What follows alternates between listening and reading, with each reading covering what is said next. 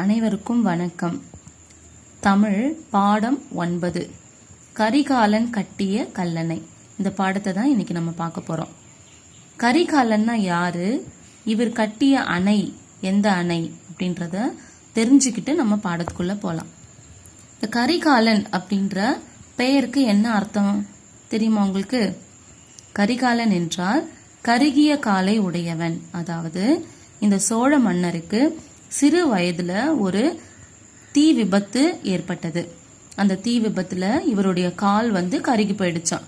அதனால கருகிய காலை உடையவன் அப்படின்றதுனால இவருக்கு கரிகால சோழன் அப்படின்ட்டு இவருக்கு ஒரு பெயர் வந்தது. ஆனால் இவருடைய இயற்பெயர் என்ன அப்படின்னு பார்க்கும்பொழுது வளவன் அப்படின்னு நம்ம பாட புத்தகத்துல கொடுத்திருக்காங்க. முழு பெயர் என்ன அப்படின்னு பார்க்கும்பொழுது திருமாவளவன். இந்த திருமாவளவன் இவர் ஒரு சோழ மன்னர், மிகவும் புகழ்பெற்ற மன்னராக விளங்கியவர். இவரோட அப்பா அதாவது இவருடைய தந்தையும் ஒரு அரசராக இருந்தவர். இவர் தேர்ப்படைக்கு மிகவும் புகழ்பெற்றவர். அதாவது யானைப்படை, குதிரைப்படை, காலாட்படை, தேர்ப்படைன்ட்டு நம்ம போன பாடத்துல படிச்சோம் இல்லைங்களா?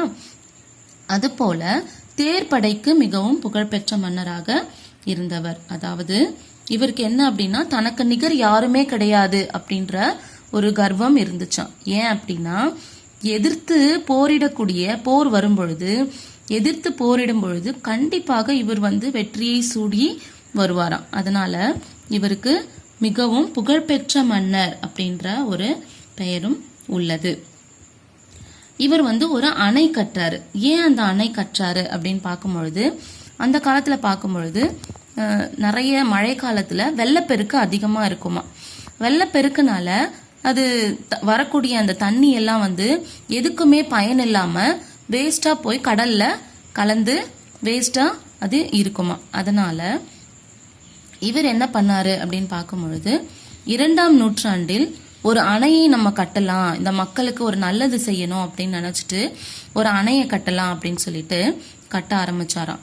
2ஆம் நூற்றாண்டு அப்படின்னு பார்க்கும்பொழுது இப்ப நமக்கு ஏதாவது ஒரு பில்டிங் கட்டணும் அப்படின்னா ஜேசிபி இந்த மாதிரியான தொழில்நுட்ப கருவிகள் நிறைய இருக்கு, மிஷின்ஸ் இருக்கு. அதை வச்சு எவ்வளவு ஹைட்னாலும் எவ்வளவு வெயிட்னாலும் தூக்க முடியும். ஆனா 2ஆம் நூற்றாண்டில் கட்டின இந்த அணைய எப்படி கட்டியிருப்பாங்க அப்படின்றத நீங்க யோசிச்சு பாருங்க. இதுதான் அந்த அணை. இந்த அணையை எப்படி கட்டியிருக்காங்க அப்படின்றது இன்ன வரைக்குமே ஒரு கேள்விக்குறியாக இருக்கிறது. இதோ நிற்கிறார் இல்லையா, வீரமா நிற்கிறார் இல்லையா, இவரு தான் கரிகால சோழன். இவர் தான் இந்த அணையை கட்டுறாரு. இந்த அணை பாத்தீங்கன்னா காவிரி ஆற்றின் குறுக்கே ஒரு தடுப்பு ஏற்படுத்தி இத கட்டுறாரு. இது இன்றும் கரையாமல் இருக்கக்கூடிய ஒரு அணையாக இருக்கிறது. அதாவது உலகிலேயே மிகவும் பழமையான நீர்ப்பாசன திட்டம் எது அப்படின்னு பாத்தீங்கன்னா இந்த கல்லணை மட்டும்தான். இதோட நீளம் 1080 அடி, அகலம் 66 அடி, உயரம் 18 அடி இருக்கிறது. இது இப்பவுமே யாருக்குமே தெரியலையா இது எப்படி கட்டியிருப்பாங்க அப்படின்னு சொல்லிட்டு. ஏன்னா அந்த காலத்துல எந்த மிஷின்ஸுமே கிடையாது. அப்படி இருக்கும் பொழுது இந்த கரிகால சோழன் இந்த கல்லணையை எப்படி கட்டியிருப்பாரு அப்படின்னு, இது ஒரு மணலால கட்டப்பட்டது அப்படின்னு சொல்றாங்க. ஆனா இன்னுமே இது கரையாம அப்படியே இருக்கு. இந்த அணை எங்கு அமைந்திருக்கிறது அப்படின்னு பார்க்கும்பொழுது தஞ்சாவூர் மாவட்டத்திலிருந்து 20 கிலோமீட்டர் தூரத்துல இந்த கல்லணை திருச்சியில அமைந்திருக்கிறது. நீங்க திருச்சி போனீங்கன்னா நீங்க இந்த கல்லணையை போயிட்டு பாருங்க. இப்ப நம்ம பாடத்துக்குள்ள போலாம். மணிமொழி கனிமொழின்ட்டு 2 சகோதரிகள் இருக்காங்க. அவங்களுக்கு எக்ஸாம் முடிஞ்சு ஒரு முதல் பருவ விடுமுறை விட்டுருக்காங்க. அந்த விடுமுறையில திருச்சியில் உள்ள தன் மாமா வீட்டிற்கு அவங்க போறாங்க. போயிட்டு அங்க கல்லணையை பார்க்க வேண்டும் அப்படின்ற ஆசை அவங்களுக்கு ரொம்ப அதிகமா இருந்ததுனால மாமா கிட்ட போய் கேக்குறாங்க, மாமா எங்களை கூட்டிட்டு போங்க அப்படின்ட்டு. மாமாவும் என்ன சொல்றாரு, சரி ஓகே அப்படின்னு சொல்லிட்டு அவங்க மாமாவும் அவங்க ஒய்ஃபான அத்தையும் அவங்க பையன் கபிலன் இவனை கூப்பிட்டு அவங்க என்ன பண்றாங்கன்னா கல்லணைக்கு செல்கிறார்கள். இது ஒரு உரையாடல் மாதிரி நமக்கு கொடுத்துருக்காங்க. உரையாடல்னா பேசிக்கிற மாதிரி கொடுத்துருக்காங்க. என்ன பேசுறாங்க அப்படின்னு பார்க்கலாமா? முதல்ல மணிமொழி கேக்குறா, எனக்கு இந்த பயணம் மகிழ்ச்சி தருகிறது மாமா அப்படின்னு சொல்றா. அதுக்கு கனிமொழி சொல்றா, எனக்கும் தான். ஏனென்றால் நம்மோட அத்தையும் கபிலனும் வருவது மிகவும் மகிழ்ச்சியாக உள்ளது அப்படின்னு சொல்றான். அதுக்கு அத்தை சொல்றாங்க, நாம் பார்க்க போகும் கல்லணை நெருங்கிவிட்டோம். மாமா சொல்றாரு, வாருங்கள் கல்லணையை சுற்றி பார்ப்போம் அப்படின்னு சொல்றாரு. கனிமொழி, மாமா கல்லணை எந்த மாவட்டத்தில் உள்ளது அப்படின்னு கேக்குறா. அதுக்கு மாமா சொல்றாரு, கல்லணை தஞ்சாவூர் மாவட்டத்துல இருக்கு. திருச்சியிலிருந்து 20 கிலோமீட்டர் தொலைவில் இந்த கல்லணையை வந்து கரிகாலன் என்ற மன்னர் கட்டினான் அப்படின்னு சொல்றாரு. அடுத்த பக்கத்துல கல்லணை மணிமொழி கேக்குறா, கல்லணை கட்டிய கரிகாலனை பற்றி தெரிந்து கொள்ள ஆர்வமாக உள்ளேன் மாமா, உங்களுக்கு தெரிந்த செய்தியை கூறுங்கள் அப்படின்னு சொல்றா. அதுக்கு அத்தை சொல்றாங்க, எனக்கு தெரியும், நான் கூறுகிறேன் கேளுங்கள் அப்படின்னு சொல்றாங்க. சோழ அரசர்களில் மிகவும் சிறப்புமிக்க அரசராக இந்த கரிகாலன் இருந்தார். அவரது இயற்பெயர் என்ன அப்படின்னு பார்க்கும்பொழுது வளவன் கொடுத்திருக்காங்க. ஆனா ஒரு முழுமையான பெயர் திருமாவளவன். கனிமொழி என்ன சொல்றா பாருங்களேன், இவரது பெயர் வளவன் என்று சொல்கிறீர்கள், அப்படியானால் கரிகாலன் என்ற பெயர் எப்படி வந்தது அப்படின்னு கேக்குறா. அதுக்கு மாமா சொல்றாரு, கரிகாலன் என்பதற்கு கருகிய காலை உடையவன் என்பது பொருள். எப்படி வந்துச்சு அப்படின்னு பார்க்கும்பொழுது இவருக்கு இளம் வயதில்னா சிறு வயதில் இவருக்கு ஏற்பட்ட தீ விபத்தின் காரணமாக இப்பெயர் இவருக்கு வழங்கலாயிற்று அப்படின்னு சொல்றார். அண்ணே மணிமொழி சொல்றா, கல்லணை எவ்வளவு நீளமாகவும் பார்ப்பதற்கு எவ்வளவு அழகாகவும் இருக்கிறது. இந்த கல்லணையை கட்ட கரிகாலன் எடுத்துக்கொண்ட முயற்சியை கூறுங்கள் மாமா அப்படின்னு சொல்லிட்டு கேக்குறா.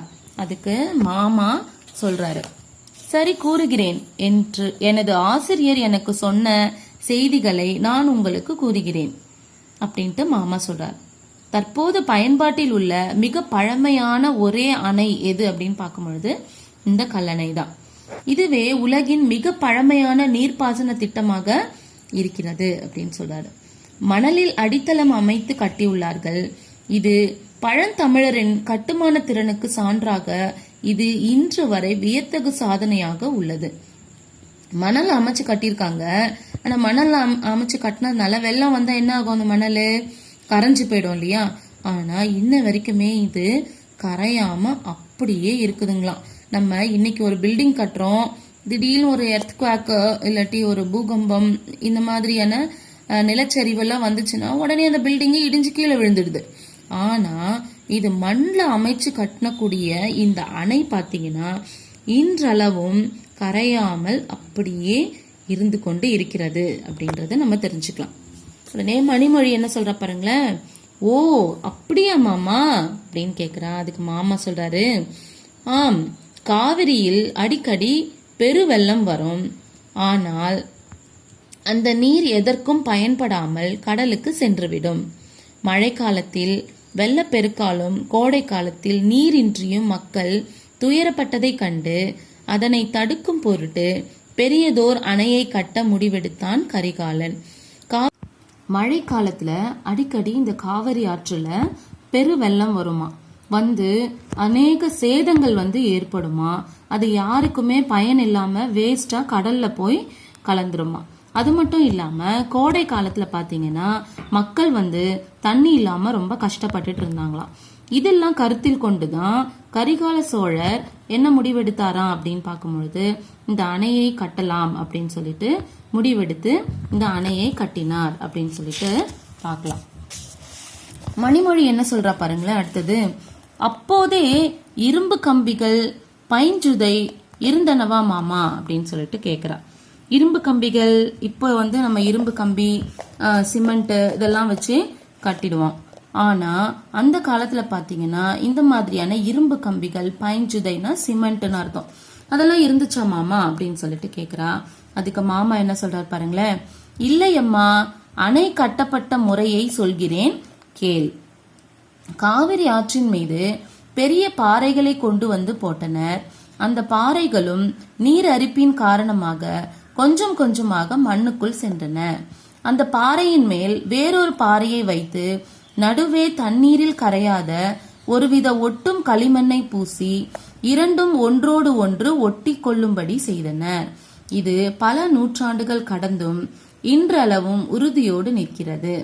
கல்லணை தமிழர்களின் கட்டுமான திறனை பறைசாற்றுவதாக உள்ளது. அதாவது மாமா என்ன சொல்றாரு அப்படின்னு பார்க்கும்போது, இந்த அணையை எப்படி கட்டினாங்க அப்படின்னா, காவிரி ஆற்று அதுக்கு மேல பெரிய பெரிய பாறைகளை கொண்டு வந்து போட்டாங்களாம்.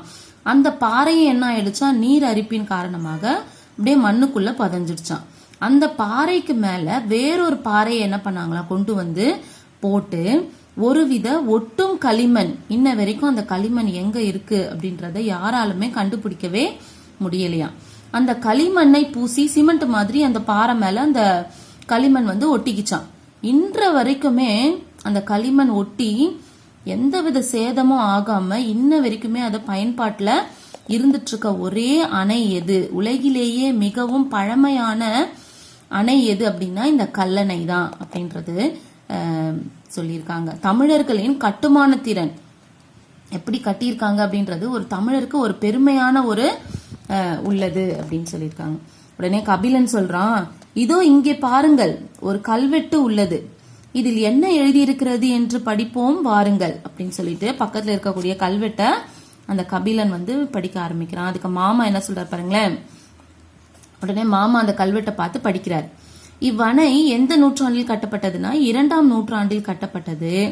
காவிரி ஆறானது 4 ஆறாக பிரிக்கிறது. அதாவது காவிரி, கொள்ளிடம், வெண்ணாறு, புது ஆறு அப்படின்னு சொல்லிட்டு இந்த அணையில இருந்து 4 ஆறை பிரிஞ்சு பிரியிற இடத்துல எல்லாமே வந்து பாத்தீங்கன்னா நல்ல செழுமையான விவசாயம் செஞ்சுட்டு இருக்காங்க அப்படின்னு சொல்லிட்டு இதுல போட்டிருக்கு. காவிரி ஆறு பிரியும் இடத்தில் தான் கல்லணை கட்டப்பட்டுள்ளது. இந்த 4 ஆறும் பிரியிற இடத்துல இந்த கல்லணை கட்டியிருக்காங்க. இதனால்தான் திருச்சி, தஞ்சாவூர் மாவட்டங்கள் வளமாகின்றன. இது உழவு பாசனத்திற்காக மிகப்பெரிய திட்டமாகும் அப்படின்னு சொல்றாரு மாமா.